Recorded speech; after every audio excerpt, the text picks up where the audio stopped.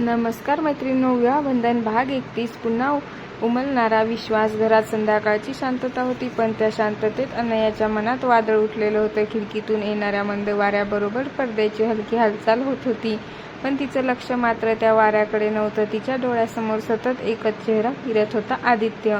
गेल्या काही आठवड्यापासून दोघांमध्ये अंतर वाढलं होतं. दोघांमध्ये भांडण होत होती, शब्द कमी झाले होते, नजरा टाळायला लागल्या होत्या, आणि जेव्हा कधी बोलणं झालंच तेव्हा ते औपचारिक, कोरडं आणि अपूर्ण असायचं. एकमेकांसाठी धडधडणारं मन आता स्वतःच आवाज ऐकायला घाबरत होतं. अनया बेडच्या कडेला बसली होती. तिच्या हातात लग्नाचा फोटो होता. दोघंही हसत होते. डोळ्यात स्वप्न होती. आपण इतके बदललेलं कसे, तिने स्वतःलाच पुटपुटून विचारलं. त्याच वेळी आदित्य गॅलरीत उभा होता. अंधारात शहराचे दिवे लुकलुकत होते, पण त्याच्या मनात मात्र प्रकाश नव्हता. अपराधीपणाची जाणीव, राग, प्रेम, भिंती सगळं एकत्र गुंतलेलं होतं. मी चुकलो का, असा हा विचार त्याला सततच छळत होता, पण अहंकार त्याला आतून पकडून ठेवत होता. आदित्यने श्वास घेतला. आज काहीतरी बदलायचं होतं, नाहीतर हे अंतर कायमचंच होणार होतं. तो हळूच खोलीत आला.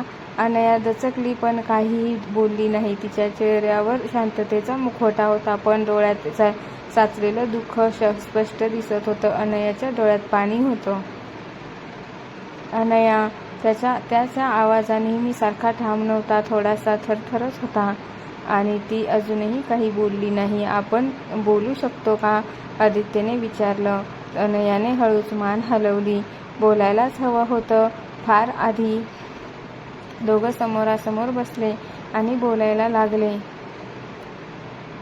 मध्ये एक अदृश्य भिंत उभी होती, गैरसमजाची, दुखावलेल्या शब्दाची, अपूर्ण अपेक्षांची. मी तुला दुखवलंय हे मला माहिती आहे, आदित्य म्हणाला, पण मी कधीही तुला गृहीत धरायचं ठरवलं नव्हतं.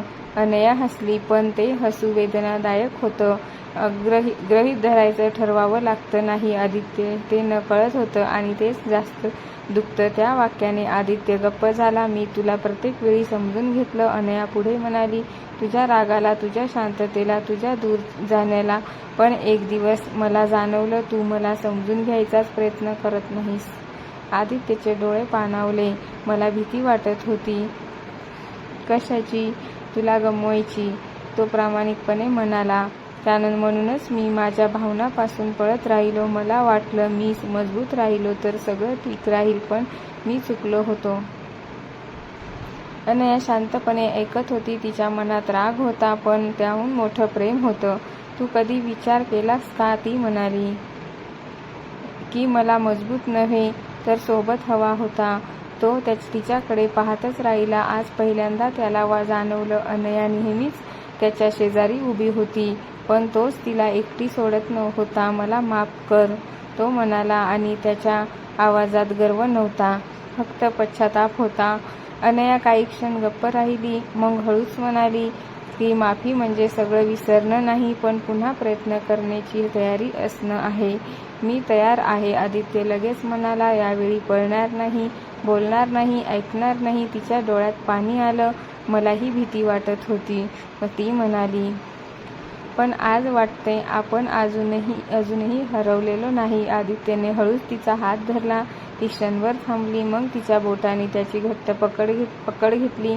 त्या स्पर्शात वर्षभराचं दुरावं विरघळून गेलं. आपण पुन्हा सुरुवात करू शकतो का, आदित्यने विचारलं. नवीन नाही, अनया म्हणाली, पण अधिक प्रामाणिक. दोघे हसले. ते हसू हलकं होतं, पण खरं होतं. रात्री दोघं बाल्कनीत बसले होते. चहाचे कप हातात होते. शब्द कमी होते, पण शांतता अस्वस्थ नव्हती. ती दिलासा देणारी होती. आदित्य. अनया म्हणाली, तू बदलशील अशी मला अपेक्षा नाही, पण माझ्याशी बोलशील एवढं नक्की कर. मी वचन देतो, तो म्हणाला. आता नातं फक्त निभावणार नाही, जगणार आहे. अनया त्याच्याकडे पाहत राहिली. आज तिला पुन्हा तोच आदित्य दिसत होता, ज्याच्यावर तिने प्रेम केलं होतं.